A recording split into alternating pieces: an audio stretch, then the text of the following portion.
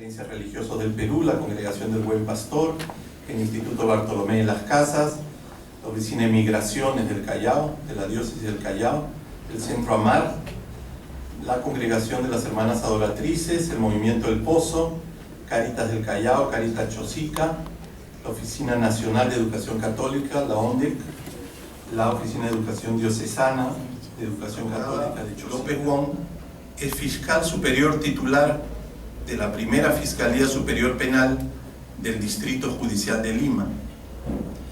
Es también fiscal superior coordinadora de la Unidad Central de Asistencia a Víctimas y Testigos. Y es fiscal superior coordinadora del proyecto de fortalecimiento de la función fiscal frente al delito de trata de personas. Doctora López, usted nos habló con bastante preocupación el tema de la trata de personas. ¿Ustedes tienen, como Fiscalía, tienen alguna información respecto a este tema desde que han tocado el tema de la trata de personas a la actualidad? Claro, como mencionó el doctor Valdés, nosotros tenemos un observatorio de la criminalidad en el Ministerio Público y hay 1.580 casos que han sido registrados desde el año 2009 al 2013. Pero en el programa de víctimas también nosotros tenemos registrados una cantidad de casos por los usuarios que ingresan al programa y que son derivados por los fiscales. Esta cifra, si pareciera que no es muy significativa, realmente pone en manifiesto que un grave problema que estamos afrontando es la falta de denuncia y de falta de conocimiento de estos casos frente al sistema de justicia. Por ejemplo, un tema bastante delicado que se ha tocado también es con el tema del narcotráfico, con el tema de Sendero Luminoso.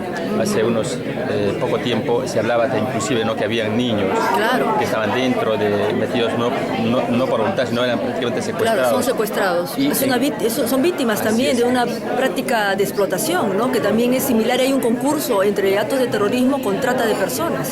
Y en esos casos, digamos, esto sobre todo está ocurriendo al interior del país, en la zona del Brain. Y hay, digamos, una acción de parte del gobierno en ese sentido.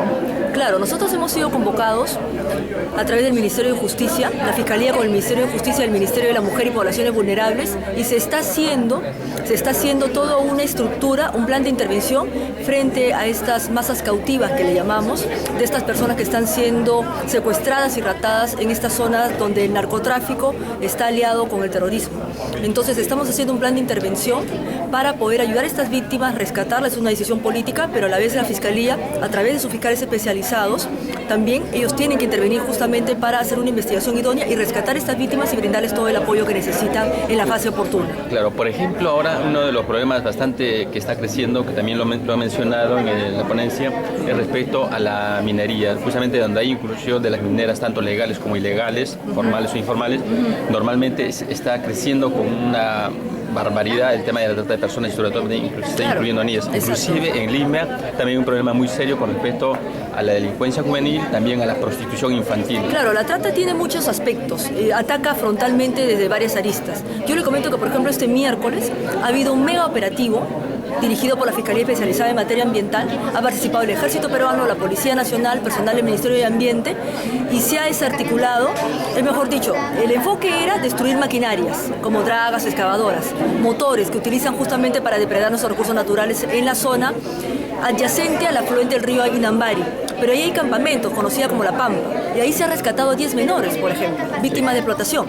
Entonces, esta es una lucha que se está realizando, que no se conoce, que no se difunde, yo le agradezco, pero el tema es que se tienen que hacer estos mega operativos para poder desarticular de a pocos, pero de una manera muy enérgica, esta lacra social. ¿Qué instituciones deben colegarse de parte del Estado o qué otras instituciones más deben hacer un trabajo en conjunto? Todos los ministerios, la sociedad civil en general, las ONGs, pero ministerios todos, definitivamente, todos los representantes. Es decir, esta es una problemática que no se va a solucionar si no conjugamos. La iglesia es fundamental, porque es la que une e integra a la sociedad, a la familia, a través de la familia.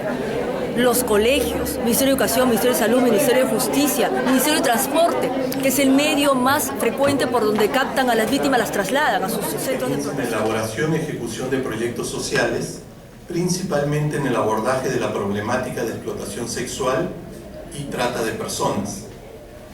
Es docente de la Universidad César Vallejo y trabaja actualmente como coordinador de proyectos de la organización internacional Save the Children en Lima.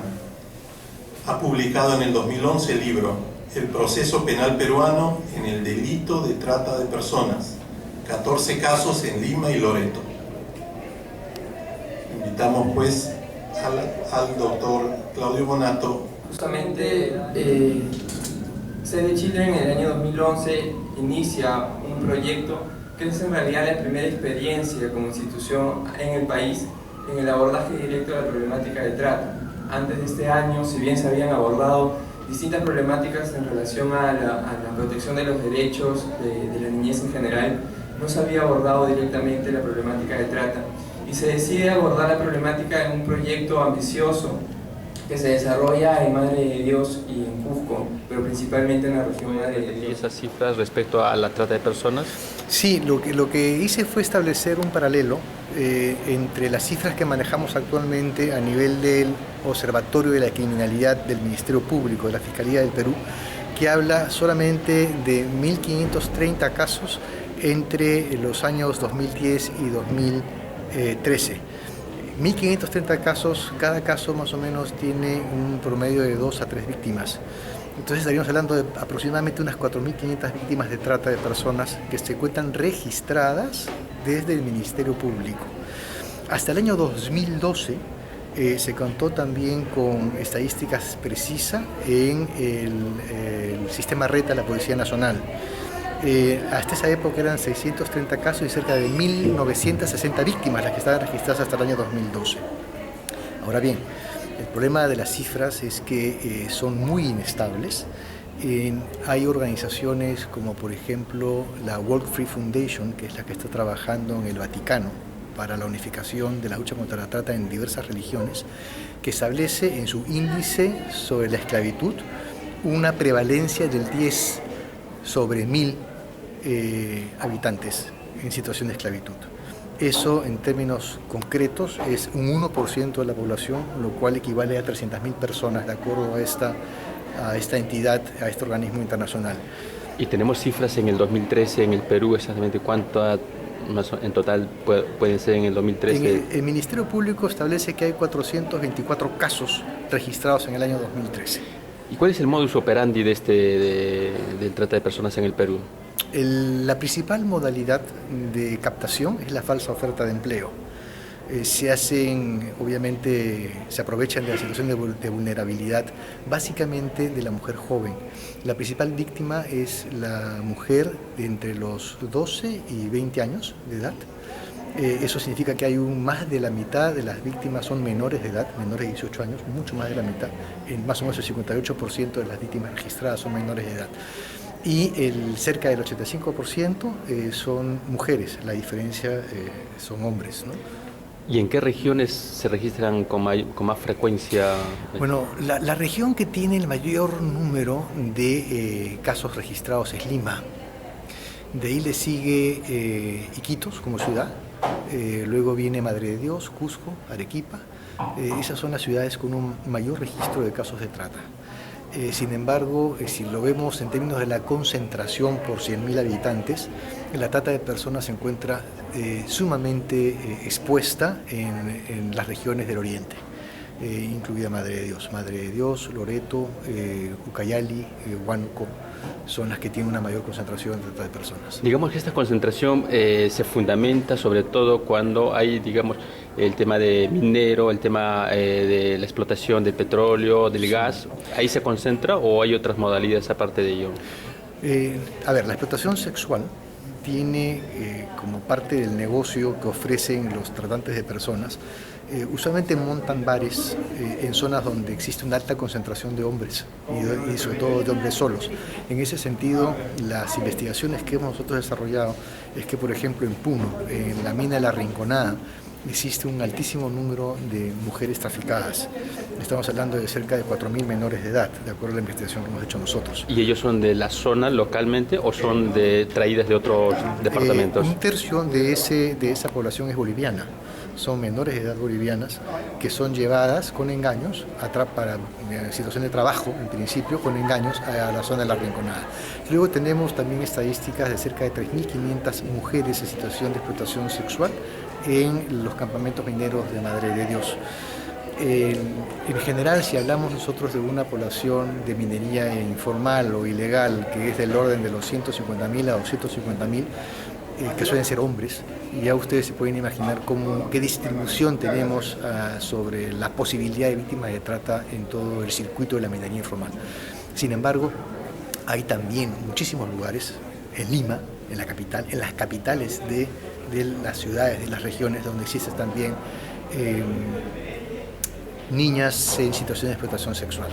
En todos los casos, o casi en todos los casos, siempre se ha empleado la falsa oferta de empleo, y en otros se ha recurrido a la tecnología de la información para captar a menores de edad bajo mecanismos de seducción, que es lo que tenemos registrado. En este caso, ese mecanismo de seducción, digamos, es más enfocado a Lima, ¿verdad? Porque... No está enfocado, está en muchas regiones. Por ejemplo, yo vengo de Cajamarca, ayer he estado ahí, y una de las principales preocupaciones que tenía la Defensoría del Pueblo es el incremento de la tecnología de la información para la captación de menores de edad y para la explotación sexual. ¿Usted cómo ve todo este fenómeno? Porque de alguna u otra forma, efectivamente, ¿no? Diversas diócesis en diversos eventos que han realizado justamente definían que el tema de la prostitución infantil había crecido en Lima, pero este fenómeno sí está creciendo. ¿Cómo usted ve esta situación acá 10 o 20 años? Una Lima...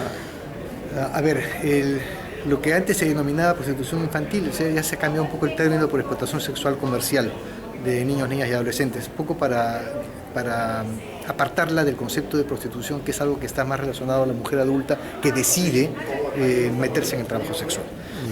Sí, lo que usted menciona es absolutamente cierto. El ESNA, la explotación sexual comercial de niñas, niñas y adolescentes, viene incrementándose a nivel no solamente nacional. O sea, el ESNA se viene incrementando en toda la región de latinoamericana.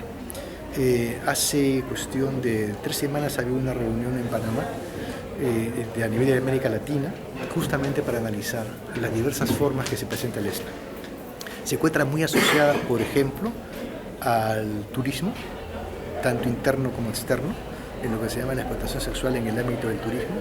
Se encuentra también asociada a lo que es la pornografía infantil, como otra forma de explotación sexual comercial, y obviamente también a lo que es la explotación sexual directa, ¿no? A través ya sea de bares o